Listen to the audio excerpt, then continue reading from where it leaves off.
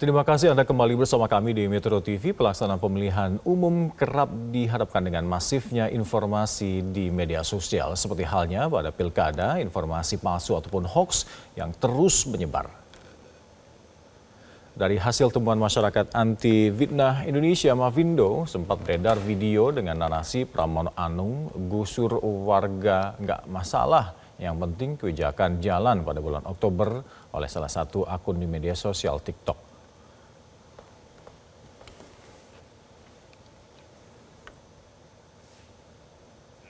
Dan juga ada unggahan foto tangkapan layar dari sebuah podcast dengan tamu Ridwan Kamil yang beredar di media sosial TikTok pada bulan September dengan narasi pose 3 jari Ridwan Kamil mendukung pasangan Pram Dul. Bahkan pemirsa, momen pilkada ini dimanfaatkan untuk penipuan seperti temuan Mavindo yang mendapatkan 2 buah konten video yang direkayasa menggunakan AI dengan narasi Cagup Jabar Deddy Mulyadi berbagi uang puluhan juta di TikTok.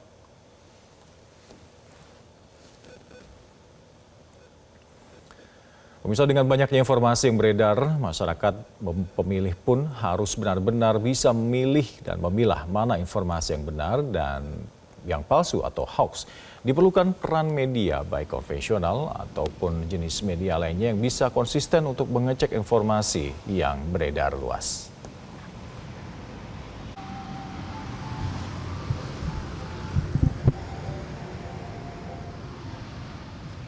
Dan pemirsa, untuk mengetahui bagaimana masifnya informasi palsu yang beredar pada Pilkada Serentak 2024 ini, kita langsung akan membahasnya dengan Presidium Mavindo. Ada Mbak Puji Susanti melalui sambungan Zoom. Selamat malam Mbak Puji, terima kasih telah bergabung bersama kami di Metro TV. Halo, Mbak Puji, selamat malam Mas Angka. dari pantauan Mavindo dan juga teman-teman terhadap konten-konten di media sosial yang digunakan oleh baik para kandidat ataupun para buzzer atau mungkin orang-orang yang hanya ingin mengambil keuntungan semata di proses pilkada ini, seperti apa pantauan Anda? Ya, sebenarnya Mavindo bersama dengan teman-teman koalisi Cek Fakta, ya, baik itu dari teman Aji, AMSI, dan Mavindo, kami menyelenggarakan live fact checking ya, yang kita lakukan di tanggal 27 gitu ya. Kemarin, dan kita memang sengaja berkumpul baik secara hybrid, jadi kita menyelenggarakan live fact checking ini dari seluruh Indonesia. Kita bukan hanya para periksa fakta saja gitu, tapi kita juga melibatkan gitu ya beberapa mitra media kami dan juga komunitas. Dalam pantauan kami sampai terakhir ya, terakhir kita sudah mencatat sekitar 200 lebih ya laporan yang masuk ke kami, dan sebanyak 98 laporan yang memang merupakan hoax, dan itu berasal dari laporan dari 18 provinsi. Dan terbanyak laporan hoax yang masuk ke tipline kami, tipline Cek Fakta, itu dari Jakarta.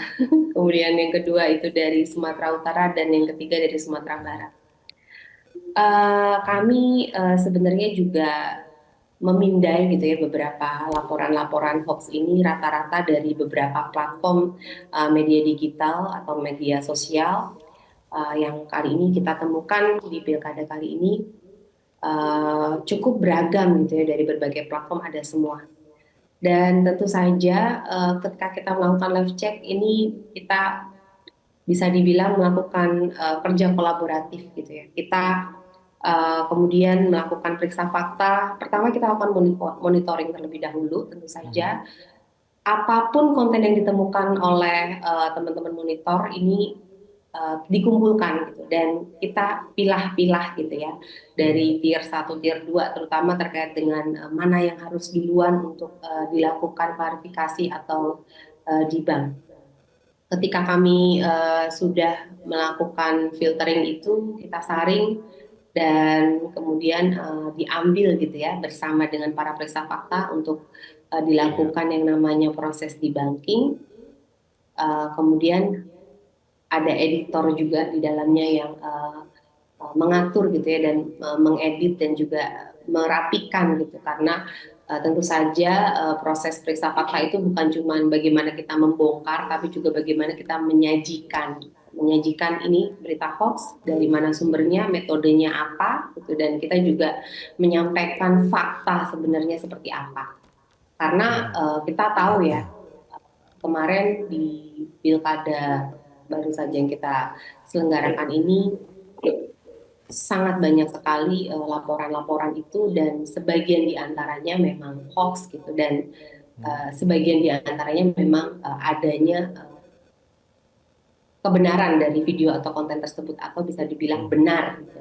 Jadi kami sudah menyajikan sekitar 61 konten di banking yang bisa dilihat di cekfakta.com.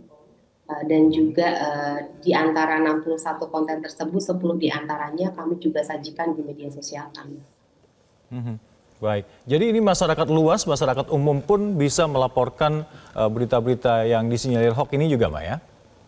Bisa, bisa. Kita ada tip lain cek fakta, Mas Aka, dan itu siapapun bisa mengirim gitu ya. Hanya sekedar share linknya saja gitu. Dan bila mana itu memang tidak terbukti sebagai hoax, ya kita tidak akan melakukan bongkar hoax sama sekali. Itu nggak masalah. Jadi menurut saya, ketika masyarakat menemukan sebuah konten yang terindikasi hoax atau ini kayaknya hoax gitu ya, dan ada upaya critical thinking untuk jangan-jangan ini hoax, jadi mending saya laporkan saja. Itu nggak masalah. Misalkan itu bukan hoax juga, kami is okay, Oke, nggak baik, masalah. Itu adalah satu bentuk baik. peran aktif dari masyarakat ya, Iya, untuk iya. bertanya kepada kami. Dan itu juga Baik, membantu kami para periksa fakta untuk memonitor gitu. Karena baik. tentu saja dari Sabang sampai Merauke, kalau banyak masyarakat paham bahwa hoax, indikasi konten yang ditemukan itu ada hoax, kemudian dilaporkan ke kami, ini membantu kami juga untuk menemukan hoax lokal. Nah ini kemarin kan kita juga melibatkan teman-teman dari beberapa wilayah gitu ya, yang untuk sebagai monitor hoax lokal gitu. Cuman memang hasil temuan kami untuk saat ini, kita terpantau laporan hoax ini masuk dari 18 provinsi. Baik, Mbak Puji, tadi yang tertinggi hoax banyak terpantau di Jakarta, kemudian Sumatera Utara, dan juga Sumbar. Ini hoax yang muncul ditemukan di pilkada ini seperti apa aja? Ya, sebenarnya kita ada beberapa hoax ya. Mungkin saya highlight beberapa saja ya. Ya, Terkait dengan exit poll pilkada Kebumen 2024 gitu. Itu ada oh exit satu poll, unggahan di oke. TikTok yang mengklaim bahwa ada hasil exit poll, di mana disampaikan ada hasil survei gitu ya, pasca melakukan wawancara dengan 1.200 responden, dan dari pemilih calon bupati dan calon wakil bupati Kebumen itu disampaikan bahwa yang menang gitu ya, yang perolehan tertinggi itu adalah pasangan nomor urut 1 ya, Lilis Nuryani dan Zaini Miftah, yang disebutkan di situ ada 62,3%. Sementara paslon yang nomor 2, Ristawati dengan Arif Sugianto dengan Ristawati 37,7%. Nah ini tidak benar ya, tetapi memang berbahaya sekali karena hoax itu keluarnya sebelum selesai ya, pasca belum perhitungan suara. Nah sebenarnya kan kalau kita pikir-pikir, hitung cepat itu kan sebenarnya baru bisa keluar juga di jam 3 ya, setelah pencoblosan keluar. Tetapi konten itu sudah beredar di pagi hari gitu, di jam agak siang gitu. Kemudian ada juga hoax terkait dengan adanya video yang isinya juga ada percakapan antara mantan presiden kita, Bapak Jokowi, kemudian dengan Tachi Yacin dan Ahmad Lutfi. Dalam video tersebut disampaikan bahwa ada suara gitu ya, ada suara bahwa Bapak Jokowi itu menyampaikan akan berencana meminta Bapak Lutfi masuk ke kabinet Prabowo bila menang, dan akan mendudukkan Kaisang untuk menggantikan jabatan yang ditinggalkan Bapak Lutfi. Nah, ini ada layer-layer dari periksa fakta dalam melakukan di bank gitu. Yang pertama menggunakan deteksi AI, dan hasil dari deteksi AI ini 99 sampai 100% itu sudah dinyatakan bahwa suara itu hasil cloning gitu ya, merupakan hasil dari teknologi kecerdasan buatan. Kemudian selanjutnya selain dari kita cek dari deteksi AI, kita juga mengecek video atau gambar ya.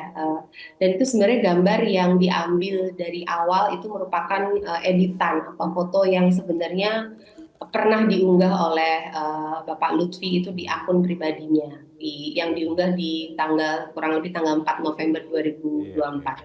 iya. Dan kemudian secara logika gitu ya, sebenarnya tidak semudah itu ya untuk mengganti gubernur yang terpilih gitu ya. Dengan semudah itu tidak semudah konten itu yang disajikan gitu ya, merupakan kayak konten hoax tadi.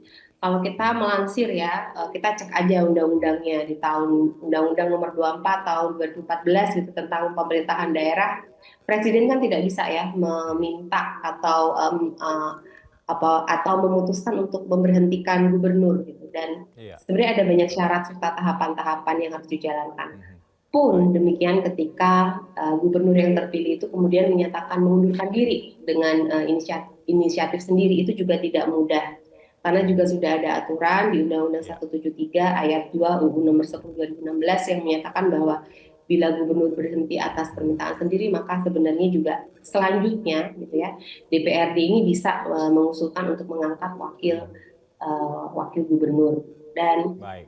uh, Baik. periksa fakta itu melakukan di bank itu tidak berdasarkan hanya satu metode saja, jadi berlapis. Jadi ada audio, kemudian foto dan videonya dicek. Juga kita mencoba untuk menganalisa dari segi-segi regulasi dan lain sebagainya. Mhm. Baik, baik. Mbak Fuji, terkait masifnya berita-berita hoax ini mungkin hingga ratusan, saya dan mungkin masyarakat bertanya-tanya, banyaknya berita-berita hoax ini tidak mungkin hanya disebar oleh personal. Mungkinkah ini dikoordinir dalam satu organisasi? Mungkin kita akan mengulasnya usai jeda berikut. Tetap bersama kami di live event Pilkada Metro TV. Terima kasih Anda masih kembali bersama kami. Kami akan terus membahas bagaimana masifnya informasi palsu yang beredar di Pilkada serentak terkait dengan hoax yang beredar di Pilkada ini. Telah bersama kami ada Mbak Puji Susanti, Presidium Mafindo. Mbak Puji, ratusan hoax yang beredar ini tidak mungkin disebar oleh satu dua orang saja. Apakah ini memang terorganisir oleh buzzer-buzzer yang memang ingin menjatuhkan pasangan kandidat lain melalui hoax, bahkan mungkin negatif campaign, bahkan mungkin black campaign semacam itu? Dalam teknik pre-banking, kita sebut sebagai teknik pre-banking, kita sebenarnya diajarkan untuk mapping aktor ya. Dalam sebuah konten, kita bisa sebenarnya mapping siapa orang di balik dari konten tersebut. Tetapi Mhm. saya tidak bisa sampaikan bahwa apakah ini terorganisir atau tidak. Ya, itu Oke. memang setiap konten memang unik, dan saya tidak bisa klaim gitu ya apakah ini ada oknum tertentu yang masif menyebarkan atau bagaimana. Tetapi kita bisa belajar bahwa banyak sekali konten-konten yang dibuat gitu, dan kami temukan dibuat oleh masyarakat atau oknum tertentu ya.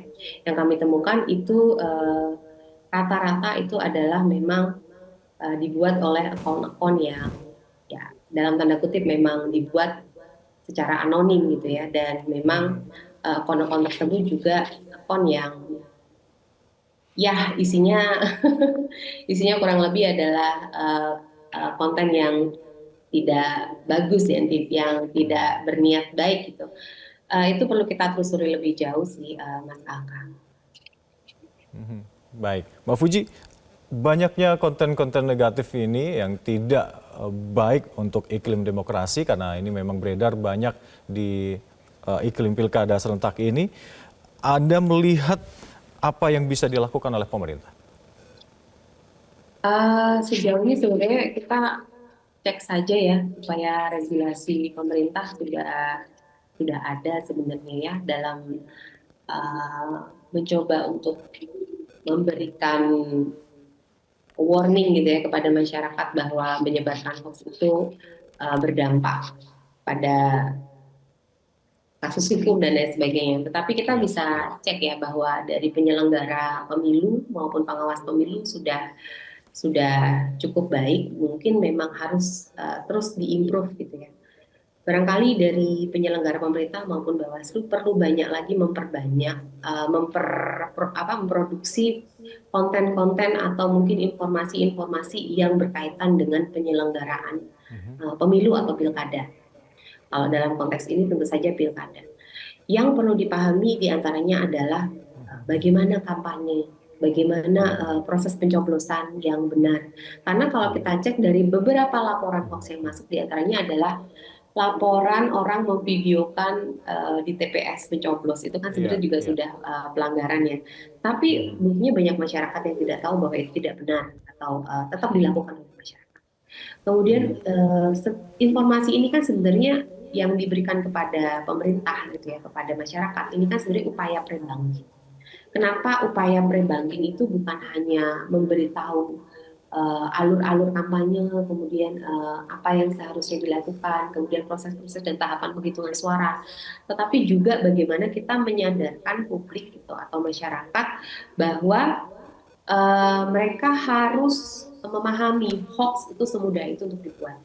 Dengan 1 menit, 2 menit sekali tik tik tik tik pencet gitu ya, hoax bisa dibuat dari bikin video, bikin suara yang palsu, bikin manipulasi konten gitu, itu bisa sangat dilakukan dan penting bagi kita untuk baik itu bukan hanya di level GSO atau di level organisasi, tapi pemerintah memang seharusnya bisa bisa mendukung juga upaya-upaya kita untuk memberikan edukasi dan Iya. campaign pada masyarakat untuk tidak mudah terhasut oleh berita bohong atau Baik, oleh hoax. baik. Mbak Puji, selain ke masyarakat luas terkait dengan literasi digital yang mungkin terus digaung-gaungkan dan dikampanyekan, mungkinkah pemerintah ini seyogyanya bisa menindaklanjuti bahkan menelisik lebih jauh siapa penyebar akun-akun hoax ini? Untuk itu memang kita butuh kerja keras ya, Mas, karena memang uh, itu adalah PR besar bersama.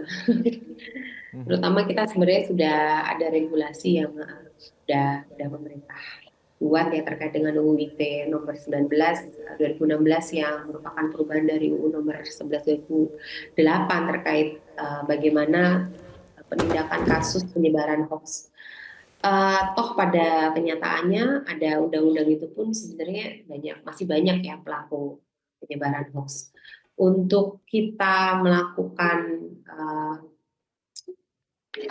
apa ya, mengurangi laju hoax gitu dan juga mengurangi oknum-oknum ini supaya tidak menyebarkan hoax itu tidak ada cara lain selain dengan kita terus-terusan mengupayakan campaign ke mereka bahwa ya yang namanya hoax itu berbahaya dan itu berdampak bukan hanya bagi mereka pelaku penyebar hoax, tapi sebenarnya secara meluas hoax itu ketika sampai ke masyarakat itu sangat berpengaruh pada distrust gitu ya. Ini terutama pada tier tertentu kemarin waktu para periksa fakta di Koalisi Cek Fakta menemukan hoax, kita akan memprioritaskan hoax yang berkaitan dengan kotak suara, kemudian terkait dengan pencoblos suara yang tercoblos gitu ya. Terus kemudian terkait dengan konten-konten yang pencoblosan yang dilakukan lebih dari 1 kali oleh orang gitu ya, ada yang nyoblos 10, 20 gitu, itu ada konten seperti itu yang dilaporkan ke kami.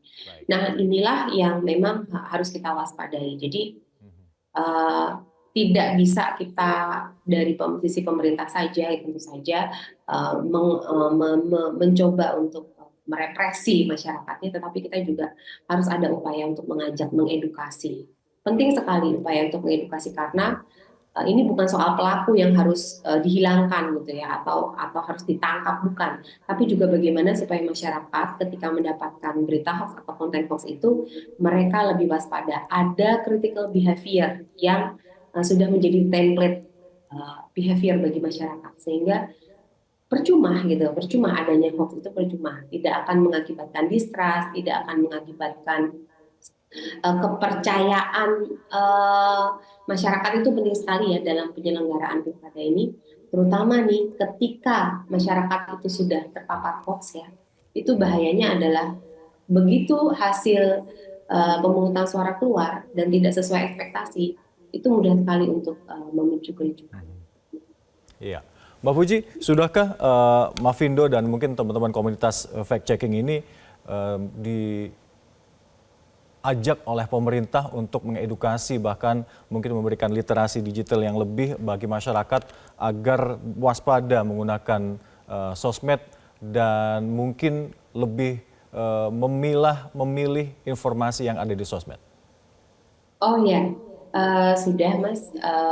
Kita sebenarnya sudah berkolaborasi dengan Bawaslu juga ya. Bawaslu itu Bawaslu kami ya. bersama Koalisi Cek Fakta dan Bawaslu eh, di bulan Oktober kemarin kita menyelenggarakan ini yang penandatanganan MOU, dan kita sudah terhubung ya, kanal Cek Fakta itu sudah terhubung dengan kanal Jaring Mengawasi Pemilu. Jadi mungkin Ya, ya. para kader pengawas muda atau KPPS itu bisa masuk ke websitenya Jaring Mengawasi Pemilu, bukan hanya untuk memberikan laporan dugaan-dugaan pelanggaran, tapi juga bisa melaporkan dugaan konten hoax, bahkan bisa mengakses gitu ya artikel di bank atau hasil periksa fakta para periksa fakta di Koalisi Cek Fakta yang sudah ada di dalam Jaring Mengawasi Pemilu.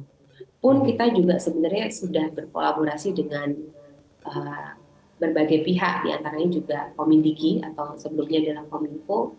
Kita tergabung juga dalam Koalisi Siberkreasi. Kita sering berkegiatan bersama, terutama terkait dengan bagaimana kita mengedukasi masyarakat dan juga pemilih muda, gitu ya, pemilih muda untuk mereka aware terhadap adanya konten-konten hoax. Ini penting, kenapa? Karena tanpa adanya campaign, tanpa adanya edukasi, tanpa adanya ajakan ini ke masyarakat, tentu saja mereka nggak akan buat juga gitu. Sepenting apa sih hoax untuk diberantas, sepenting apa sih hoax untuk diantisipasi, seperti itu. Iya. Terakhir Mbak Puji, adakah himbauan atau mungkin saran Anda untuk masyarakat luas agar lebih bijak dan lebih cerdas menggunakan sosmed? Ya, sebenarnya media sosial itu bergantung pada diri kita sendiri ya. Itu adalah media sosial, gadget itu bebas nilai, tergantung dari kita memakainya. Di media sosial dan media digital itu tidak jahat, tidak baik, itu bergantung pada penggunanya. Jadi yang terpenting adalah bagaimana masyarakat atau pengguna itu menggunakannya. Saya selalu menyampaikan kepada peserta di kelas ataupun dalam campaign yang kita lakukan di Car Free Day atau di ruang-ruang terbuka gitu ya, kita selalu sampaikan bahwa penting sekali adanya critical thinking behavior. Tanyakan apakah ini benar, tanyakan pada diri apakah ini masuk akal, tanyakan pada diri apakah ini ada kemungkinan bahwa ini tidak benar. Jadi dengan adanya critical thinking behavior ini, filter pertama itu sudah ada pada diri, sehingga kita tidak mudah untuk menyebarkan. Dan ingat, ketika kita tidak sengaja menyebarkan atau kita sudah menyebarkan disinformasi, itu bukan soal ketidaksengajaannya gitu ya. Oh, saya tidak sengaja, saya tidak tahu, jadi saya tidak masalah. Tetapi kalau kita kebetulan itu berdampak meluas dan kita si orang tersebut yang menyebarkan mendapatkan ini ya tindak pidana dan lain sebagainya, itu susah sekali gitu loh untuk mengelak gitu, karena ketidaksengajaan dan sengaja itu tidak bisa kita buktikan. Jadi yang terpenting adalah membekali diri kita dengan pengetahuan. Iya. So pengetahuan itu penting. Oke, ini saya tahu ini ciri-ciri hoax ya. Saya mempertanyakan konten ini hoax atau tidak, ya sudah, saya nggak usah sebarin dulu. Cukup berhenti di saya. Dengan itu kita sebenarnya juga memangkas gitu ya, memangkas jaring penyebaran hoax. Itu penting sekali. Seperti itu, Mas. Iya. Terima kasih Mbak Puji telah bergabung bersama kami. Semoga masyarakat lebih terdidik, lebih terisi pengetahuannya, literasi akan sosial media dan digital. Terima kasih telah bergabung bersama kami Mbak Puji Susanti. Dan pemirsa,